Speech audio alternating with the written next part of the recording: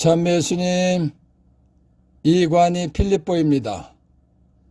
마테오복음서 21장 1절에서 22절 가르침을 합니다. 기도하고 시작합니다. 성부와 성자와 성령의 이름으로 아멘. 성령 하느님, 예수님께서 나귀를 타고 가실 때 사람들이 겉옷을 깔고 나뭇가지를 꺾어다가 길에 깔은 이유를 알고 신앙생활하도록 도와주시기를 예수 이름으로 간절히 청합니다. 아멘. 21장 1절에서 11절. 그들이 예루살렘 가까이 이르러 올리브산 베파게에 다다랐을 때 예수님께서 제자들을 보내며 말씀하셨다. 너의 맞은편 동네로 가거라. 매에 있는 암나귀와 그 곁에 어린 나귀를 곧바로 보게 될 것이다. 그것들을 풀어 나에게 끌고 오너라. 누가 너희에게 뭐라고 하거든 주님께서 필요하시답니다 하고 대답하여라. 그러면 그것들을 곧 보내줄 것이다.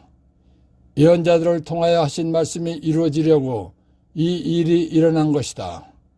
딸 시온에게 말하여라. 보라, 너의 임금님이 너에게 오신다. 그분은 겸손하시어 암나귀를 진발의 짐승의 새끼 어린 나귀를 타고 오신다. 제자들은 가서 예수님께서 지시하신 대로 하였다. 그들은 그렇게 암나귀와 어린 나귀를 끌고 와서 그 위에 겉옷을 펴놓았다. 예수님께서 그 위에 앉으시자 수많은 군중이 자기들의 겉옷을 길에 깔았다. 또 어떤 이들은 나뭇가지를 꺾어다가 길에 깔았다. 그리고 앞서가는 군중과 뒤따라가는 군중이 외쳤다. 다윗의 자손께 호산나. 주님의 이름으로 오시는 분은 복되시어라. 지극히 높은 곳에 호산나. 이렇게 하여 예수님께서 예루살렘에 들어가시니 온 도성이 술렁거리며 저분이 누구냐 하고 물었다. 그러자 군중이 저분은 갈릴리아 나자렛 출신 예언자 예수님이시오 하고 대답하였다. 마태복음 20장 17절에서 19절. 예수님께서 예루살렘으로 올라가실 때 12 제자를 따로 데리고 길을 가시면서 그들에게 이르셨다. 보다시피 우리는 예루살렘으로 올라가고 있다. 거기에서 사람의 아들은 수석사제들과 율법학자들에게 넘겨질 것이다. 그러면 그들은 사람의 아들에게 사형을 선고하고 그를 다른 민족 사람들에게 넘겨 조롱하고 책찍질하고 나서 십자가에 못 박게 할 것이다. 그러나 사람의 아들은 사흘날에 되살아날 것이다. 하느님이신 예수님께서는 인간을 죄에서 구원하시기 위해서 이 세상에 오신 것입니다. 예수님께서 인간을 죄에서 구원받게 해주시려면 순환을 당하시고 사람의 죄값인 죽음을 대신해서 피를 흘리시고 생명을 바쳐 죽어주셔야 되는 것입니다. 그런데 예수님께서 인간을 죄에서 구원해 주시기 위하여 주어주실 때가 가까이 온 것입니다. 예수님께서 순환을 당하시고 죽으실 곳은 예루살렘이라고 3차례에 걸쳐서 미리 말씀하셨습니다. 하느님이신 예수님께서 주로 활동하신 지역은 이스라엘의 북쪽 갈릴레아 지방입니다. 그런데 예수님께서 순환을 당하시고 죽으실 곳은 이스라엘의 수도 예루살렘입니다. 예루살렘은 이스라엘의 중남부에 있는 지역입니다. 이스라엘의 북쪽 지방에서 복음 선포 활동을 하시던 예수님과 제자들은 예루살렘을 향해서 가다가 베파게와 베타니아에 가까이 이르렀습니다. 예수님께서 예루살렘으로 가시는 이유는 그동안 3번이나 순환을 당하시고 죽으신다고 예고하신 대로 순환을 당하시고 죽으시러 가시는 것입니다. 스가랴 9장 9절. 딸 시온아 한껏 기뻐하여라. 딸 예루살렘아 환성을 올려라. 보라, 너의 임금님이 너에게 오신다. 그분은 의로우시며 승리하시는 분이시다. 그분은 예수는 겸손하시어 나귀를 어린 나귀를 타고 오신다. 하느님은 왕, 임금 중 왕, 임금이십니다. 예수님은 하느님이 사람으로 오신 분이시기 때문에 왕, 임금 중 왕, 임금이십니다. 스가랴 예언자는 왕 중 왕이신 예수님께서는 겸손하시어 말보다 작은 어린 암나귀를 타고 예루살렘에 들어가신다고 했습니다. 예수님께서는 예루살렘 근처 베파게에 이르렀을 때 제자 두 사람에게 맞은편 동네에 가서 어린 나귀를 끌고 오라고 하셨습니다. 예수님께서 어린 나귀를 끌고 오라고 하신 것은 스가랴 예언자의 예언이 이루어지게 하려고 하신 것입니다. 예수님 말씀대로 제자들이 맞은쪽 동네에 가서 암나귀를 끌고 왔습니다. 그리고 나귀 등에 겉옷을 펴놓았습니다. 그러자 수많은 사람들이 겉옷을 벗어서 길에 깔아놓았습니다. 어떤 이들은 대추야자 나무가지를 꺾어다가 길에 깔아놓았습니다.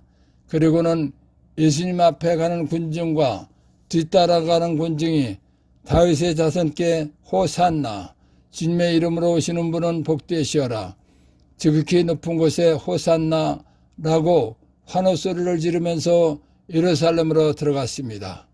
그러자 온 예루살렘에 술렁거리면서 예수님이 어떤 분이시냐고 물었습니다. 그러자 군중이 저분은 갈릴레아 나자렛 출신 예언자 예수님이시오 하고 대답하였다라는 것입니다. 1. 딸 시온이란 예루살렘을 여성으로 의인화해서 사람이 아닌 것을 사람에 비기어 부르는 것입니다. 2. 시온이란 사무엘2서 5장 6절에서 7절 참고. 시온이란 예루살렘에 있던 두 개의 언덕 중 동쪽에 있는 언덕을 말하는 것입니다. 그래서 예루살렘 언덕을 시온산이라고도 말하는 것입니다.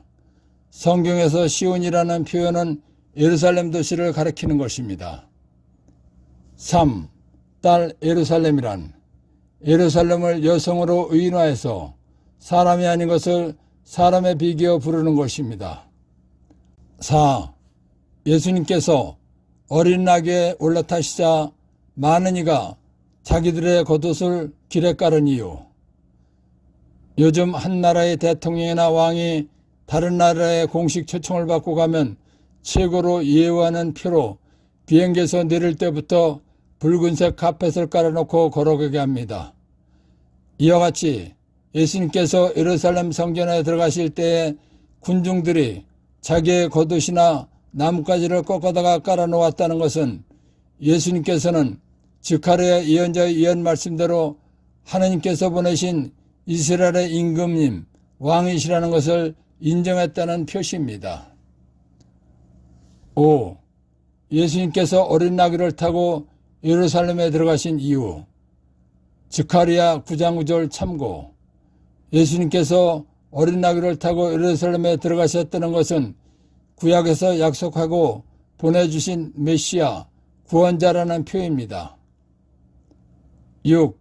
다윗의 자손이란 창세기 17장 1절에서 6절, 사무엘상 16장 1절, 12절에서 13절 참고. 하느님께서 아브라함에게 약속해 주신 대로 아브라함의 후손 중에서 왕으로 세우신 다윗의 후손 가운데에서 인류를 구원하라고 보내주신 구세주 그리스도라는 것입니다. 그리스도란 머리에 성유 부음을 받은 자, 곧 왕이라는 것입니다. 7. 다윗의 자손께 호산나. 하느님께서 약속해 주시고 보내주신 왕 메시아이시여 우리를 구원하소서라고 기쁜 마음으로 큰 소리로 부르짖는 말입니다. 호산나. 시편 118편 25절 참고. 구원하소서 또는 구원을 베푸소서라고 기뻐서 큰 소리로 부르짖는 소리입니다. 9. 주님의 이름으로 오시는 분은 복되시어라. 하느님의 이름 예수로 오신 분은 찬미받으소서라는 말입니다. 10. 지극히 높은 곳에 호산나. 하늘에서도 구원하소서라고 기쁜 마음으로 큰 소리로 부르짖는 말입니다. 21장 12절에서 13절. 예수님께서는 성전에 들어가시어 그곳에서 사고 팔고 하는 자들을 모두 쫓아내시고 환전상들의 탁자와 비둘기 장수들의 의자를 둘러엎으셨다. 그리고 그들에게 말씀하셨다. 나의 집은 기도의 집이라 불릴 것이다 라고 기록되어 있다. 그런데 너희는 이곳을 강도들의 소굴로 만드는구나. 이사야서 56장 7절. 나 하나님은 그들을 나의 거룩한 산으로 인도하고 나에게 기도하는 집에서 그들을 기쁘게 하리라. 그들의 번제물과 생제물들은 나의 제단 위에서 기꺼이 받아들여지리니 나의 집은 모든 민족들을 위한 기도의 집이라 불리리라. 이스라엘 사람들은 하느님께서 이집트 종살이에서 해방, 구원, 탈출시켜 주신 것을 기념하는 파스카, 가을절, 축제를, 명절을 지내면서 살았습니다. 파스카 축제는 양을 잡아 제사를 지내는 것입니다. 그리고 이스라엘 사람들은 하나님의 명령에 따라서 번제와 친교제사, 속죄제사 같은 제사를 지내면서 살았습니다. 제사는 성전에서 지내는 것입니다. 보통 제사를 지내는 데는 양을 잡아서 제물로 바치는 것입니다. 그러나 가난한 사람들은 비둘기를 제물로 바치는 것입니다.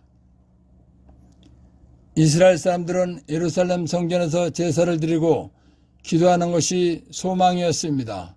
그리고 그것을 축복받는 것으로 생각했습니다. 이스라엘에 살지만 예루살렘에서 멀리 떨어져 있는 사람들도 제사를 지내러 예루살렘에 옵니다. 또한 예수님 당시에 이스라엘의 많은 사람들은 중동 각 나라에 흩어져 살았습니다. 그리고 그리스와 로마와 유럽에도 살았습니다. 북부 아프리카에도 살았습니다. 외국에 사는 이스라엘 사람들이나 디아스포로 이스라엘에 살지만 예루살렘에서 멀리 떨어져 있는 사람들도 예루살렘에 와서 제사를 지내려면 제물인 양이나 비둘기가 필요한 것입니다. 그래서 성전 주변에는 양이나 비둘기를 파는 사람들이 있는 것입니다. 그리고 외국에서 온 사람들이 성전세를 내려면 외국에서 가지고 온 외국 돈을 이스라엘 돈인 세켈로 바꾸어야 하는 것입니다. 그래서 환전상에 있는 것입니다. 하나님께 제사 드릴 때 사용하는 짐승을 파는 사람들과 환전상들은 성전 밖에서 장사를 해야 하는 것입니다. 그런데 어느 사이에 성전 안뜰에서 장사를 한 것입니다. 짐승을 파는 사람들과 환전상들이 성전뜰에서 장사하는 것은 잘못된 것입니다.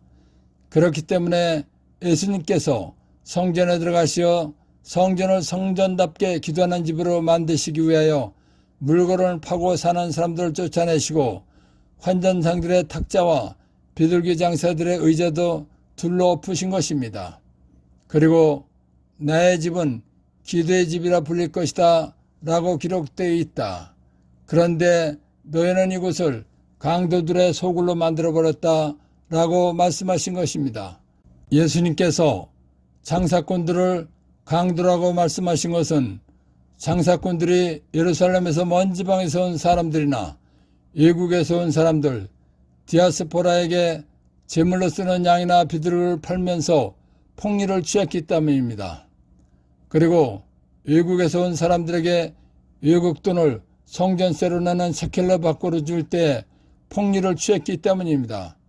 그리고 그들에게 말씀하셨다. 나의 집은 기도의 집이라 불릴 것이다 라고 기록되어 있다. 그런데 너희는 이곳을 강도들의 소굴로 만드는구나 라고 말씀하신 것입니다. 1. 예수님께서는 성전에 들어가시어 그곳에서 사고 팔고 하는 자들을 모두 쫓아내시고 환전상들의 탁자와 비둘기 장수들의 의자를 둘러부셨다. 하나님께 제사 드릴 때 사용하는 짐승을 파는 사람들과 환전상들은 성전 밖에서 장사를 해야 하는 것인데 성전 안뜰에서 장사를 했습니다. 이런 행위는 잘못된 것이기 때문입니다. 2. 나의 집은 기도의 집이라 불릴 것이다 라고 기록되어 있다. 이사야서 56장 7절 참고. 이사야 말씀처럼 성전은 하나님께 기도드리고 제사, 하나님께 최고의 흠숭을 표하는 기도드리는 집인데 장사꾼들이 장사를 했기 때문에 하신 말씀입니다. 3. 너희는 이곳을 강도들의 소굴로 만드는구나. 예루살렘에서 먼 지방에서 온 사람들이나 외국에서 온 사람들, 디아스포라에게 제물로 쓰는 양이나 비둘기를 팔면서 폭리를 취하고 외국에서 온 사람들에게 외국 돈을 성전세로 내는 세켈로 바꾸줄 때 폭리를 취했기 때문에 하신 말씀입니다. 21장 14절에서 17절. 그때 성전에서 눈먼 이들과 절름거리는 이들이 다가오자 예수님께서는 그들을 고쳐주셨다. 수석사제들과 율법학자들이 예수님께서 일으키신 기적들을 보고 또 성전에서 다윗의 자손께 호산나 하고 외치는 아이들을 보고 불쾌해하며 예수님께 저 아이들이 뭐라고 하는지 듣고 있어 하였다. 예수님께서 그들에게 말씀하셨다. 그렇다. 당신께서는 아기들과 젖먹이들의 입에서 찬양이 나오게 하셨습니다. 라는 말씀을 너희는 읽어본 적이 없느냐? 예수님께서는 그들을 두고 성을 나와 베타니아로 가셔 그곳에서 밤을 지내셨다. 예수님께서 성전뜰을 기도하는 집답게 정하시고 나자 눈먼 이들과 다리를 절름거리는 이들이 예수님께 다가왔습니다. 그러자 예수님께서 불구자들을 모두 고쳐주셨습니다. 예수님께서 성전 안에서 나온 불구자들을 고쳐주신 이유는 불구자들이 하나님의 자비를 구하기 위하여 성전 안에서 기도하던 사람들이었기 때문입니다. 불구자들이 기도했다는 것을 알 수 있는 것은 기도하는 성전에서 나왔기 때문입니다.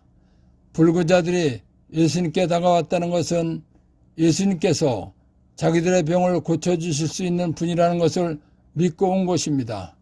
그렇기 때문에 그 믿음을 보시고 고쳐주신 것입니다.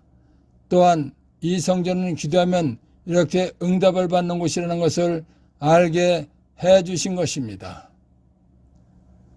수석사제들과 율법학자들은 예수님께서 불구자들을 고쳐주신 기적을 보았습니다. 아이들이 예수님을 보고서 다윗의 자손께 호산나 하면서 외치는 것도 보았습니다. 그러자 수석사제들과 율법학자들은 화가 치밀어서 예수님께 아이들이 하는 소리가 들립니까? 하고 물었습니다.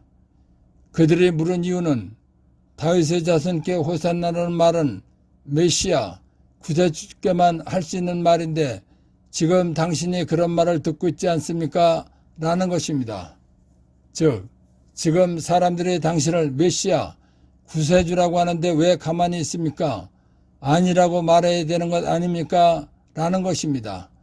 수석사제들과 율법학자들의 말을 들으신 예수님께서는 당신께서는 아기들과 젖먹이들의 입에서 찬양이 나오게 하셨습니다. 라는 시편 말씀을 너희는 읽어본 적이 없느냐? 라고 반문하시고 그것을 떠나 베타니아로 가셨다는 것입니다. 그래서 예수님께서는 그들을 두고 성을 나와 베타니아로 가시어 그곳에서 밤을 지내셨다라는 것입니다. 1. 그때 성전에서 눈먼 이들과 절름거리는 이들이 다가오자 예수님께서는 그들을 고쳐주셨다. 예수님께서 성전 안에서 나온 불구자들을 고쳐주신 이유는 불구자들이 하나님의 자비를 구하기 위해서 성전 안에서 기도하던 사람들이었기 때문입니다. 불구자들이 기도했다는 것을 알 수 있는 것은 기도하는 성전에서 나왔기 때문입니다. 2. 눈먼 이들과 절름거리는 이들이 고침받은 이유.